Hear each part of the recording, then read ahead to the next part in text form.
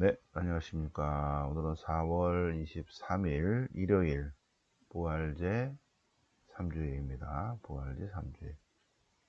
부활제 3주일 가해 일독서는 사도행전 2장 오순절 성령강림입니다. 오순절 성령강림.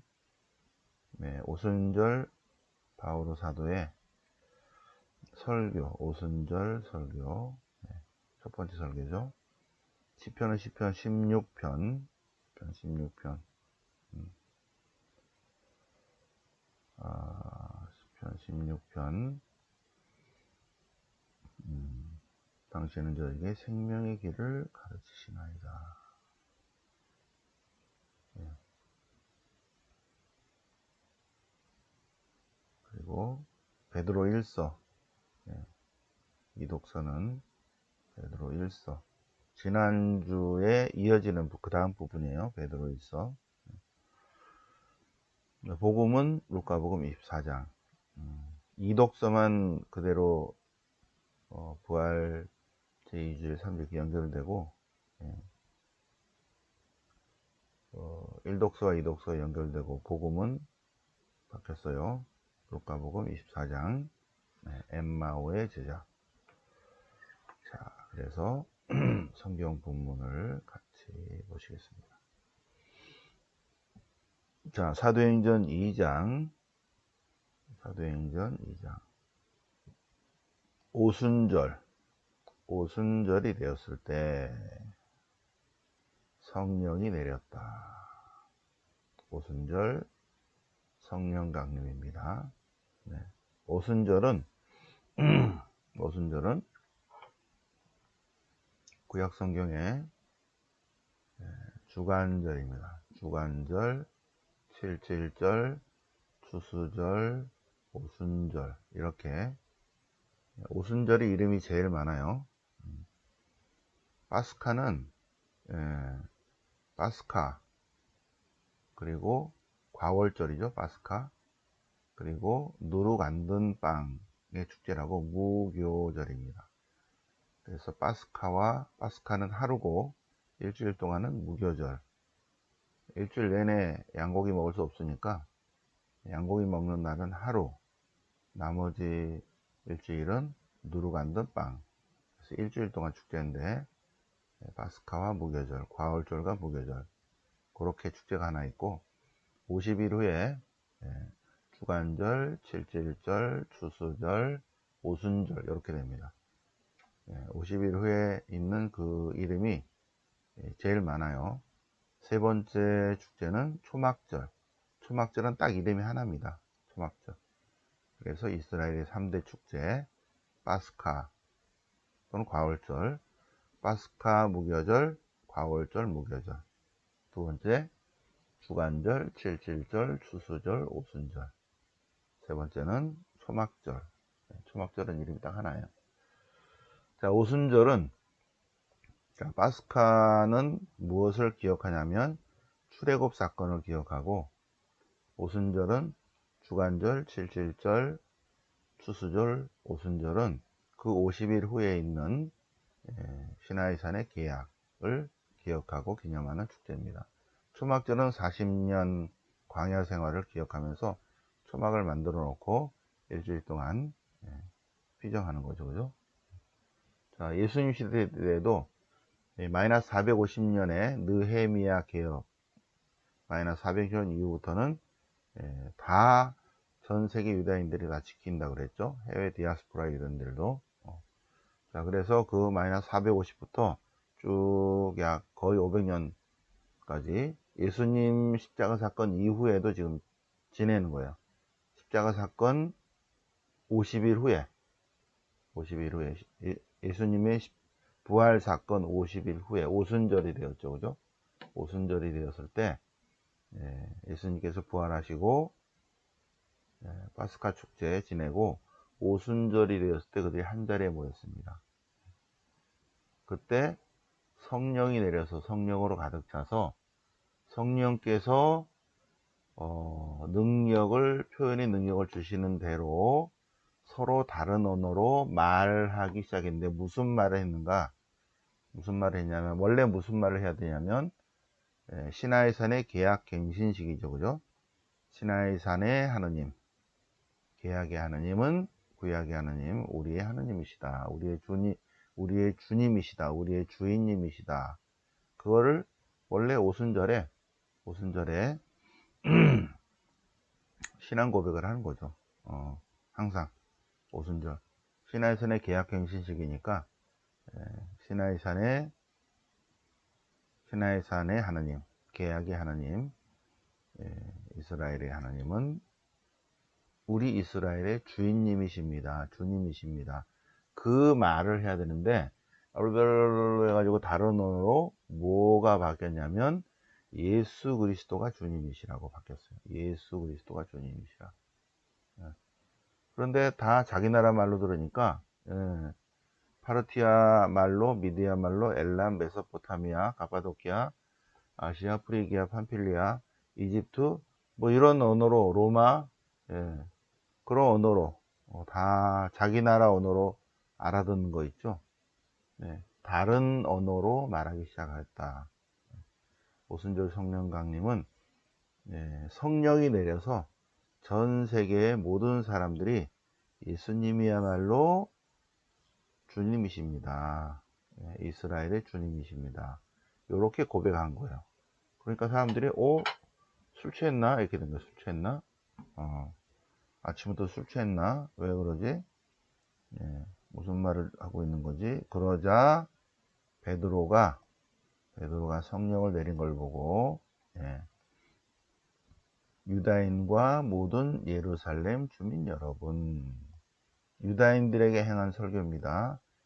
유다인과 예루살렘 주민 여러분, 유다인들에게 하는 역을, 디아스포라 유다인 포함해서 유다인들에게, 자, 요엘 예언자를 통해서 하신 말씀, 요엘서 3장 보면 때가 되면, 그날이 오면 하나님께서 누구에게나 다 당신의 영을 주시고 그래서 다 예언을 하리라는 것입니다.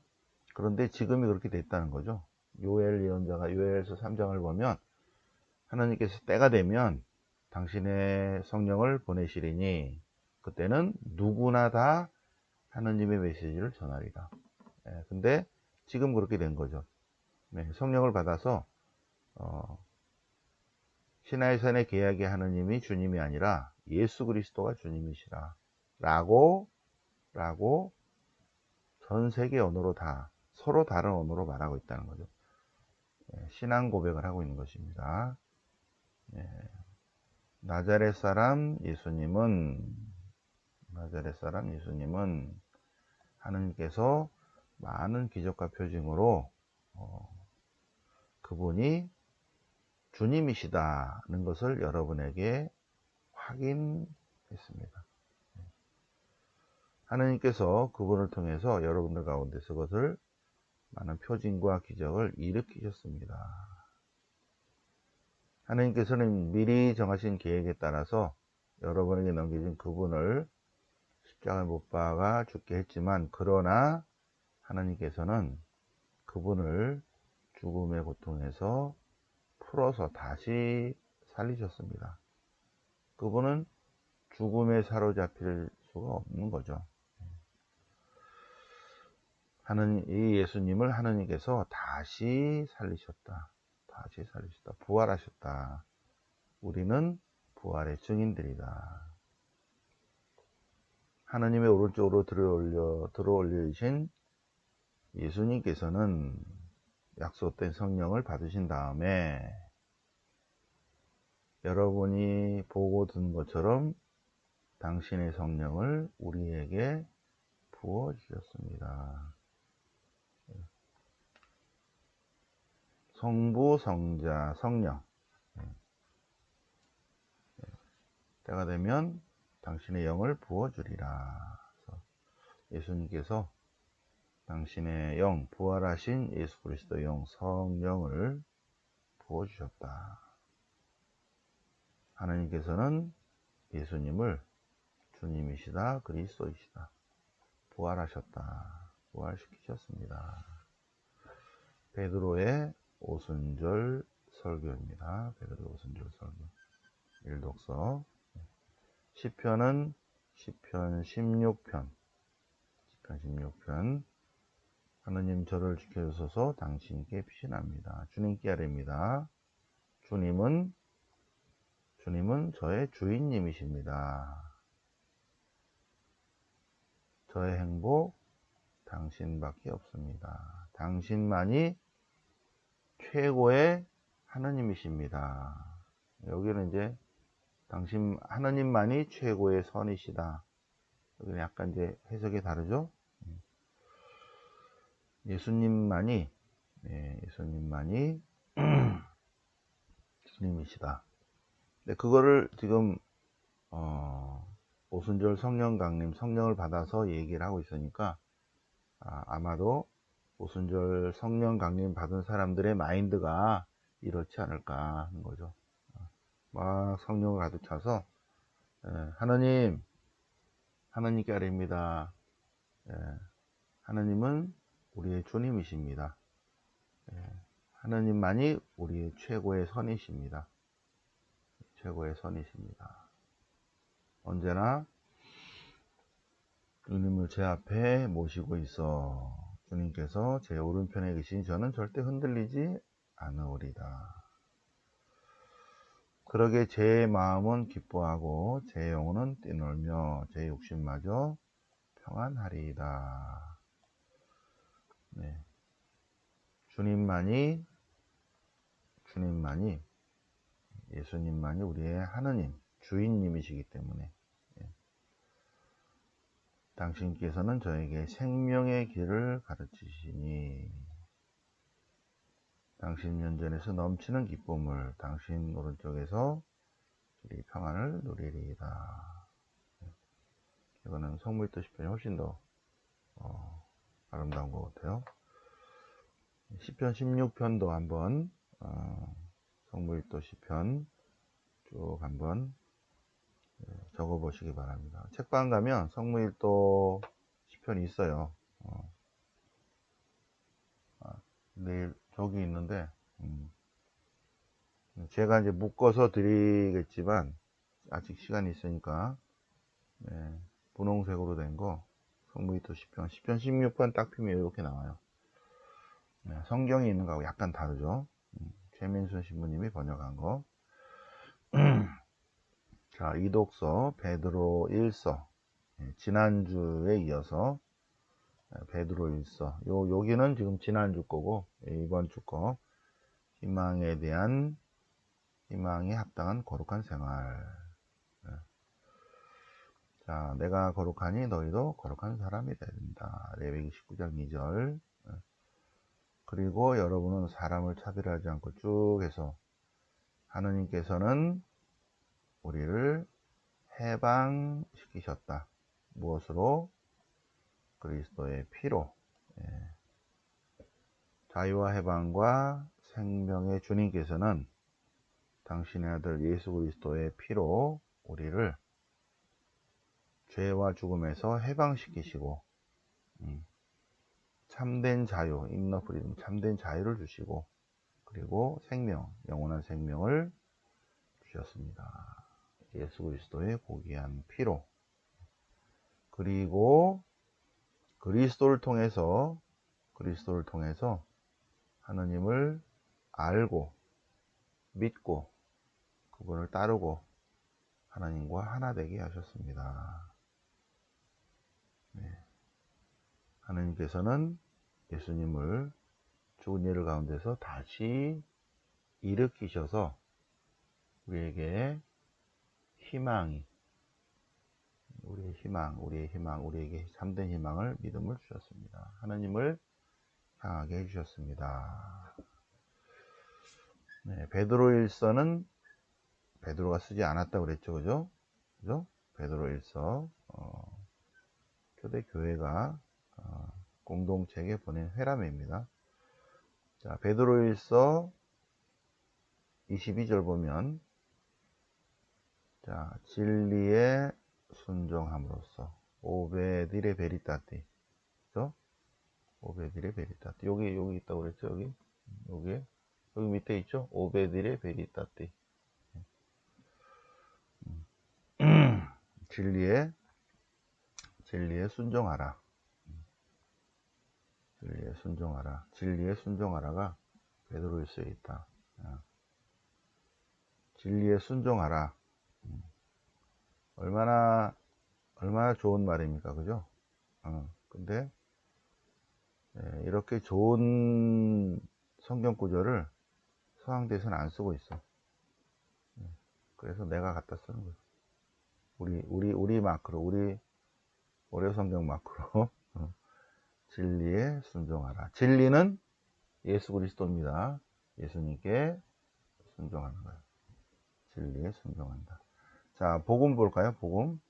지난번에도 한번 설명드렸죠. 루카복음 24장 엠마오의 제자. 자, 엠마오의 제자는 마르코복음 16장 짧게 나와요. 마르코복음 16장에. 그거를 루카복음사가는 좀 더 확대시키면서 그 당시 루카복음 85년, 90년경에 그러니까 예수님 십자가 사건 이후에 한 50년, 두 세대 정도 지난 다음에 신자 공동체 안에서 할아버지들은 예수님을 체험하거나 직접 만난 사람이 있거나 소문을 들었거나 그랬는데 우리들은 부활하신 주님을 어떻게 만날 수 있죠? 그럴 때 루카복음사가는 하고 마르코복음 16장 마르코복음 16장을 참고했어요. 공간복음이라고 그랬죠? 공간복음. 자, 마테오하고 루카는 마르코와 어록을 가지고 참고로 해서 썼어요. 마르코, 어록, 또 나름대로 특수사료 세 개의 원본입니다. 마르코 복음서, 어록, 휴문헌, 그리고 마테오는 마르테오 나름대로 조사한 자료. 요 세 가지를 가지고 마테오 복음서를 썼고, 루카 복음서는 마르코와 어록, 휴문헌과 마테오의 특수사료 요 세 가지를 가지고 이걸 썼어요. 그러니까 마르코 복음서를 참고를 했죠. 두 줄밖에 안 나오는 거를 더 확대시켜서 더 풍요롭게. 그날 제자를 가는데 두 사람이 예루살렘에서 육식사들은 갔는데 그리고 부활하신 주님을 체험했다. 그렇게밖에 안 나오는데 더 확장시켜서 그들이 가는데 예수님이 동행하셨다. 그날 바로 그날입니다. 그날 제자들 가운데 두 사람이 예루살렘에서 60스타디온 떨어진 엠마오라는 마을로 가고 있었다. 60스타디온이면 한 15km 되나요? 그들이 그동안 일어난 일에 관해서 서로 이야기하고 있을 때 예수님이 동행하셨다. 그러나 그들은 눈이 가리워져서 부활하신 예수님은 살아생전의 예수님의 고정된 얼굴이 아니죠. 다른 형태로 자유로우니까 부활하신 예수님께서 동행하셨는데 그들은 눈이 가려져서 예수님을 알아보지 못했다. 예수님의 제자인데 예수님께서 무슨 근심 걱정이 있어요?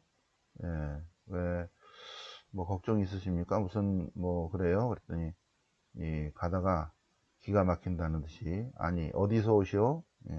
예루살렘에서 오는데 예루살렘에 있었으면서 요 며칠 동안 일한 일을 몰라요? 모르겠는데 그런 일을 혼자만 모릅니까? 글쎄요 무슨 일이신데요? 그러자 이제 그들이 나자렛 사람 예수님에 관한 일입니다. 우리는 그분께 희망을 걸었는데 사람들이 백성의 원로들이 그분을 십자가에 못 박아 버렸어요. 근데 문제는 그 다음입니다. 그런 일이 십자가 사건이 있는지 벌써 사흘째인데 어떤 여자들이 우리를 깜짝 놀라게 했어요. 그분이 살아계시다는 거예요. 그래서 제자들이 가서 새벽에 무덤 갔는데 역시 12사도도 가서 주님의 시신을 찾지 못하고 천사를 만나가지고 그분이 살아계시다 그걸 알려줬다는 거죠.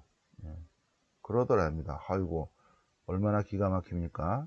그러자 예수님께서 참 거시기하네. 그러고 예언자들이 말한 모든 것 모세와 율법과 예언서를 통해서 성경 전체에 걸쳐서 당신에 관한 기록들을 또 특히 이사야서를 통해서 쭉 얘기했습니다. 그리스도는 고난을 겪고 자기 영광 속에 들어가야 하는 것이 아닌가. 그러자 그들은 뜨거운 감동을 느꼈습니다. 그래서 예수님께서 더 멀리 가시려고 하니까 지금 날도 저물었는데 저희들과 함께 머무시면서 얘기를 좀 더 해주세요. 예. 얘기는 잘 들었는데 조금만 더 얘기해 주세요. 그래서 그들이 예수님과 함께 집에 들어가서 식탁에서 예수님이 더 나이가 많으니까 연장자가 빵을 들고 감사를 드리신 다음 그걸 떼어서 주시자 빵을 쪼개는 순간에 그들의 눈도 열렸다. 예수님을 알아보았는데 예수님께서 시공을 초월해 계시기 때문에 사라지셨다. 이분이 예수님이가라 그럴 때 아니야 그러고 싹 사라졌다는 거죠. 그렇게 고정관념으로 이렇게 생긴 분이 부활하신 예수님이다 라고 할 수 없다. 그들이 눈이 열려 부활하신 예수님을 알아보면서 부활하신 예수님이 이런 모습으로 나타나셨어요 그럴까봐 살아있었죠. 꼭 그렇게 규정된 이런 형태가 아니다. 그래서 예수님께서 살아있었습니다. 그래서 그들이 깜짝 놀라서 다시 예루살렘으로 돌아갔어요. 다시 예루살렘으로 돌아가서 제자들에게 곧바로 예루살렘으로 가서 11 제자와 동료들이 모여있을 때 가서 우리도 가니까 정녕 주님께서 살아계시고 베드로에게 나타나셨다. 그러니까 우리에게도 나타나셨는데요. 그리고 어떻게 알아보게 됐는가?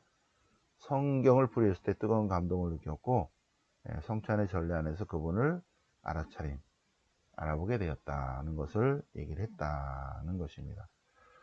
자, 루카 복음서 24장 엠마오의 제자의 핵심은 부활하신 예수님의 사건을 이야기해 주면서 우리가 부활하신 예수님을 언제 어떻게 어디서 체험할 수 있는가. 부활하신 주님은 첫 번째 말씀 안에서 부활하신 예수님을 체험할 수 있고 성찬의 전례 안에서 더 가까이 체험하고 알아차릴 수 있다는 것이 여기에 다 깔려 있습니다. 엠마오의 제자 요 스토리 안에 부활하신 예수님께서 엠마오의 제자에게 발현하신 내용 아주 드라마틱하면서 잘 설명되어 있는데 밑에 깔려 있는 바탕은 어떻게 하면 부활하신 주님을 체험할 수 있는가? 말씀 안에서 그리고 성찬의 전례 안에서 라는 것입니다.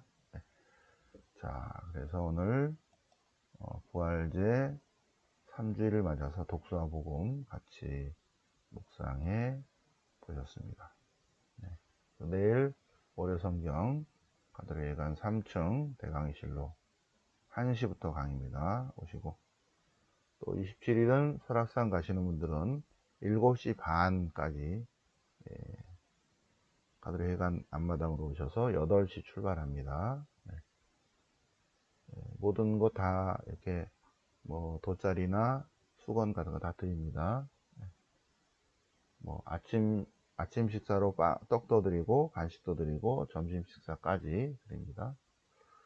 자, 토요일은 세상을 떠나신 분들을 위한 위령기도와 위령미사, 연도 바치고 위령미사 봉헌합니다. 그리고 이것을 유튜브로 오시는 분들은 구독과 좋아요를 꼭 눌러주시기 바랍니다. 네. 자, 그러면 영광이 성부와 성자와 성령께 저항과 같이 이제 항상 영원히 아멘. 성부와 성자와 성령 이름으로 아멘.